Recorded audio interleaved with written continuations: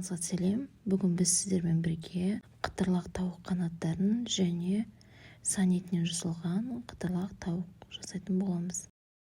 Ол үшін ең алдымен бізге жақсылап жуып тазартылып бөлініп алған тауық қанаттары, сан еті, жұмыртқа, түрлі осындай тауыққа арналған приправалар мен ұсақ чеснок, паприка және де жүгеріден жасалған крахмал қажет.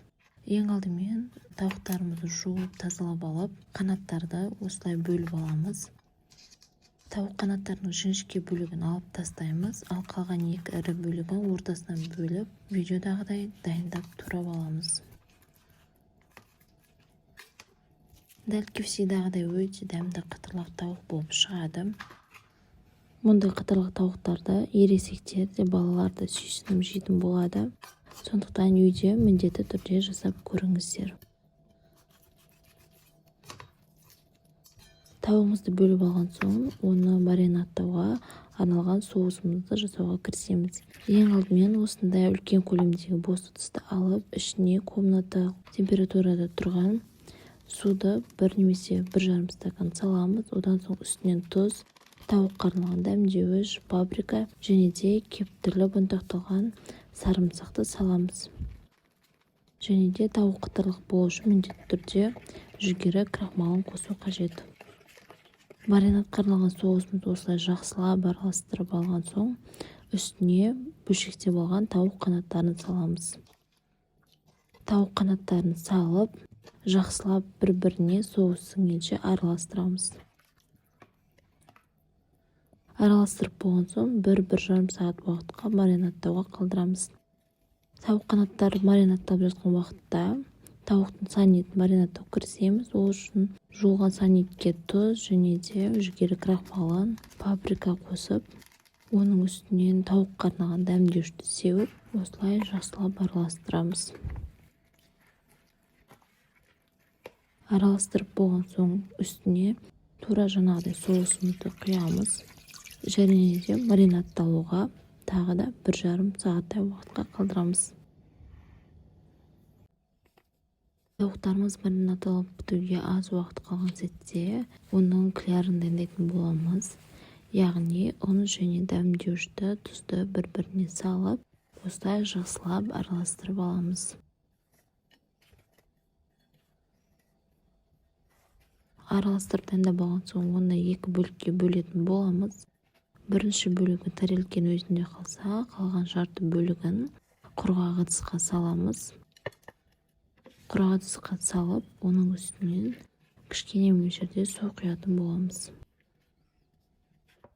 Осылай екіге бөліп алу керек, себебі бірінші маринадталған тауығымызды сұйық түріне батырып малып алатын боламыз.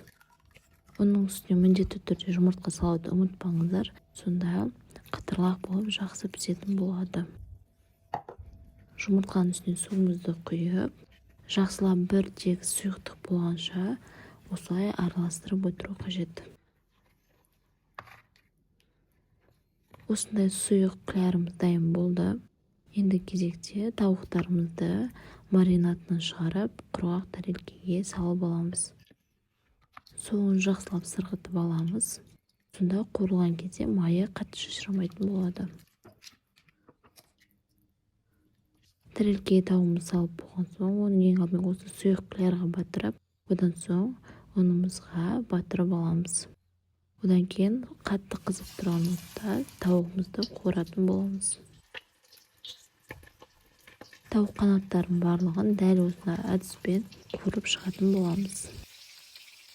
Көріп тұрғандарыңыздай видеодағыдай тауықтарымыз қытырлақ, сап-сары болып қызарып пісті.